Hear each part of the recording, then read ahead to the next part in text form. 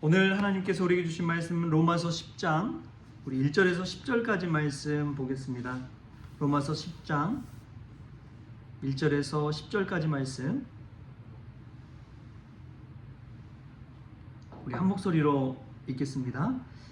형제들아, 내 마음에 원하는 바와 하나님께 구하는 바는 이스라엘을 위함이니 곧 그들로 구원을 받게 함이라.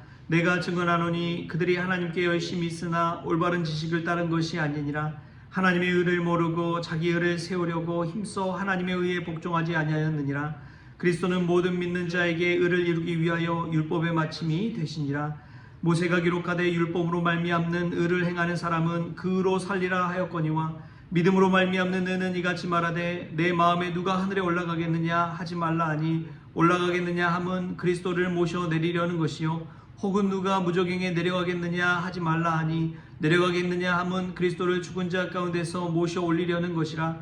그러면 무엇을 말하느냐? 말씀이 내게 가까워 내 입에 있으며 내 마음에 있다 하였으니 곧 우리가 전파하는 믿음의 말씀이라. 내가 만일 내 입으로 예수를 주로 시인하며 또 하나님께서 그를 죽은 자 가운데서 살리신 것을 내 마음에 믿으면 구원을 받으리라.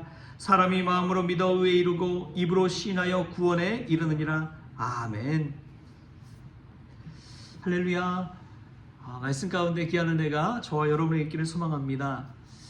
엊그제부터 폭설이 내렸는데요, 눈이 엄청 많이 오니까 이거 큰일 났구나, 정말 일이 많겠다, 그런 마음이 들었습니다. 그런데 이제 아이들은 다르더라고요. 아이들은 문 열고 뛰쳐나가가지고 너무 행복해하고 기쁘고 와 탄성을 지르고, 똑같이 눈이 내리는 것을 보면서 그런 다른 반응, 다른 마음을 가지게 되는 것을 봅니다. 우리 인생에 폭설이 내릴 때가 있습니다. 생각지도 못한 어려움을 겪을 때가 있지요. 이건 일이고 문제다 생각할 때가 있습니다. 그러나 아이들처럼 이게 하나님 앞에서 내가 믿음을 증명할 기회구나, 이게 내가 정말 하나님 앞에 참 크리스천인지 제대로 알 수 있는 기회구나, 이런 그런 마음가짐을 가지고 아이들처럼 탄성을 지를 수 있다면 우리에게도 그러한 하나님의 은혜가 내릴 줄 믿습니다. 어려움이 변하여 기쁨이 될 줄 믿고 그 어려움을 통해서 오히려 믿음으로 강해질 수 있는 계기가 될 줄 믿습니다. 성경을 펴보면 다 그런 이야기입니다. 어려움 없는 그런 사람은 없는 것이죠. 모세도 다윗도 심지어 예수님도 십자가를 지셨습니다. 그 십자가의 고난을 통과했기에 부활의 영광에 이를 수가 있었던 것이죠. 절대 이 순서는 바뀌지 않더라고요. 부활이 먼저 있고 그 다음에 십자가 지는 것은 아니더라고요. 여러분, 그렇습니다. 우리 인생에 폭설이 내릴 때, 어려운 일이 닥칠 때 믿음 안에서 반응하고 믿음으로 더 강해질 수 있는 참 믿음의 크리스천 될 수 있기를 주신 예수님의 이름으로 축원합니다. 오늘 10장 말씀 보면은 예수님은 어떻게 이 바울이 고백하고 있느냐? 예수님을 율법의 마침이 된다고 이야기합니다. 우리 4절 말씀 같이 한번 읽어볼까요? 10장 4절 시작. 그리스도는 모든 믿는 자에게 의를 이루기 위하여 율법의 마침이 되시니라. 아멘. 바울도 그렇고 루터도 그렇고 늘 따라다니는 것이 율법이었습니다. 그 법에 매여 있다 보니까 늘 제약이 있었고 늘 행동거지에 불편함이 있었습니다. 늘 의무적으로 해야 되기 때문에 마음에 무거운 짐이 있었어요. 그 짐을 지는 게 너무 힘들었습니다. 근데 그렇게 짐을 의무적으로 진다고 해도 내 마음이 행복하거나 기쁜 것은 아니었습니다. 가정의 의무도 그렇고 신앙의 의무도 그렇고 의무적인 사람들이 그렇지요. 그러나 예수님은 율법의 마침이 되셨습니다. 율법의 끝장을 내신 분이에요. 그 끝을 믿고 복음을 우리에게 주셨습니다. 그럼 마음으로 믿어 의에 이르는 것이죠. 어떠한 조건이나 어떠한 행위를 요구하지 않습니다. 제일 중요한 것, 마음을 요구합니다. 그 마음으로 믿음에 이를 때에 의에 이를 수 있다, 구원에 이를 수 있다, 이런 이야기를 하고 있는 것입니다. 여러분, 그처럼 자유한 게 있을까요? 어떤 환경에서든 예수님을 주로 시인하고 예수님 나의 구원자 되시고 그리스도 되십니다 라고 고백할 수 있다면 구원받는다니, 이런 축복이 어디 있을까요? 우리가 살아가면서 사실 조선시대고 지금도 그렇고 태생적인 한계가 있습니다. 출신의 한계가 있습니다. 학력의 한계가 있습니다. 태어난 것 우리가 어떻게 할 수가 있나요? 부모님 만나는 것, 부자 부모님 만나고 가난한 부모 만나고 어떻게 바꿀 수 있는 것이 아닙니다. 그럼에도 불구하고 예수님을 믿기만 하면 구원에 이를 수 있다. 세상적으로 새 사람으로 살아갈 수 있다. 성경은 우리에게 그것을 이야기하고 있는 것입니다.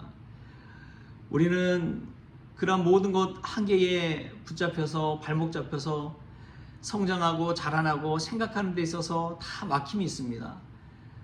그러나 사도 바울은 예수 그리스도가 율법의 마침이 되셔서 우리에게 복음의 자유를 주셨다고 고백하는 것입니다. 우리가 예수 그리스도 안에서 참 자유를 누릴 수 있길 바랍니다.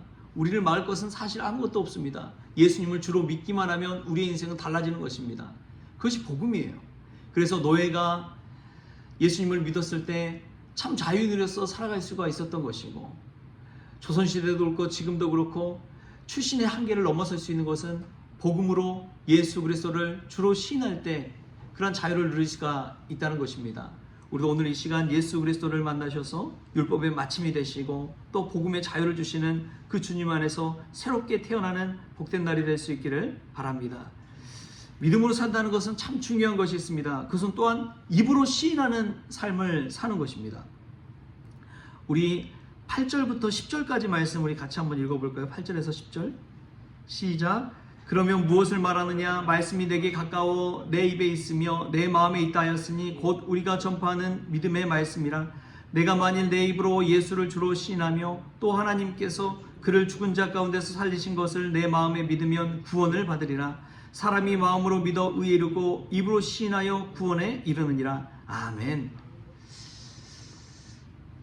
참 믿음 생활하면서 마음으로 믿어 의에 이르고, 이것은 사실은 잘 알 수가 없습니다. 내가 마음으로 믿는다는데 그걸 누가 알 수가 있어요? 근데 동시에 이야기하는 조건이 무엇이냐? 입으로 시인하라고 이야기합니다. 입으로 예수를 주로 시인하라고 이야기해요.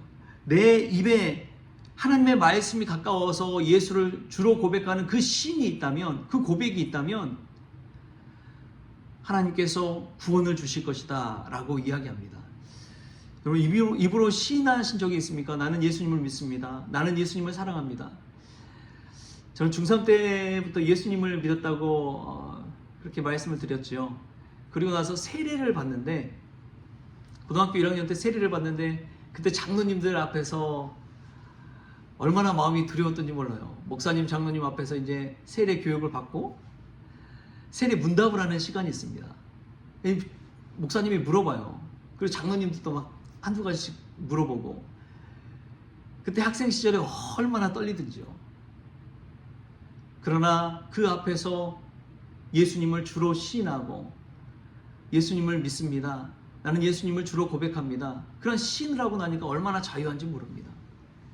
뿐만 아니라 복음의 능력이 나타나는 것은요, 입으로 시인할 때 나타납니다. 사도 바울을 보십시오. 바울을 볼 때 놀라운 것은 그는 많은 고난을 당했지만요, 입으로 시인하는 것을 결코 쉬지 않았습니다. 입으로 복음을 전파하는 것을 쉬지 않았습니다. 저는 교회도 마찬가지라고 믿습니다.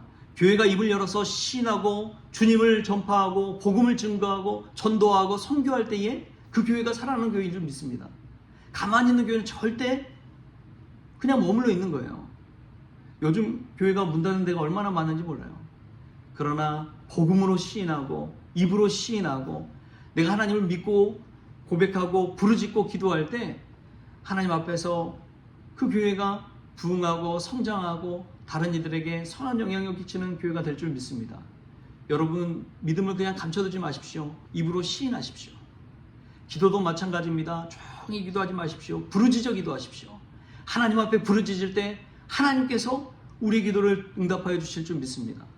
부르짖는 기도할 때 우리의 건강도 회복되는 것이고, 부르짖어 기도할 때에 우리의 질병도 낫는 것이고, 부르짖어 기도할 때에 문제도 해결함 받는 것이고, 부르짖어 기도할 때에 내 영혼이 그 말씀을 듣고 다시금 하나님 앞에 돌아오게 되는 줄 믿습니다. 부르짖는 기도가 있을 때 삶이 변화되는 거예요. 오늘 성경은 분명하게 우리에게 이게 이야기합니다. 사람이 마음으로 믿어 의에 이르고 입으로 시인하여 구원에 이르느니라. 우리의 입술이 하나님의 말씀을 선포하고 하나님의 살아계심을 주장하고 세계 만방 가운데 입술로서 예수님이 그리스도임을 선언하는, 전파하는 그런 믿음의 종 될 수 있기를 조신 예수님의 이름으로 축원합니다. 기도하겠습니다. 하나님 감사합니다. 율법의 마침이 되어주시니 감사합니다. 늘 의무적으로 하는 무거운 짐진 인생이 아니라 예수님을 믿음으로 말미암아 복음의 자유함을 얻게 하여 주시니 감사합니다. 하나님, 무엇보다도 우리가 마음으로 늘 믿는다고 하지만 정말 입으로 시인하고 있는지 돌아봅니다. 입으로 시인하고 부르짖어 기도함을 통해서 예수님을 온전히 나의 주님으로 모실 수 있도록 주님 주장하여 주시옵소서. 그리하여 나의 입술을 통해서 많은 이들이 예수님을 영접하게 하여 주시고 예수님을 만나게 하여 주시고 또 우리 성원교회가 부르짖는 교회 되어지게 하여 주셔서 깨어 기도할 때 하나님의 역사하심, 하나님의 능력을 배울 수 있도록 주님 주장하여 주옵소서. 오늘 하루도 새롭게 탄생하고 새 사람으로 살아가기를 원하오며 거룩하신 예수님의 이름으로 기도하옵나이다. 아멘. 우리 주기도문으로 오늘 새벽 기도를 마치겠습니다. 하늘에 계신 우리 아버지여, 이름이 거룩히 여김을 받으시오며 나라가 임하시오며 뜻이 하늘에서 이루어진 것 같이 땅에서도 이루어지이다.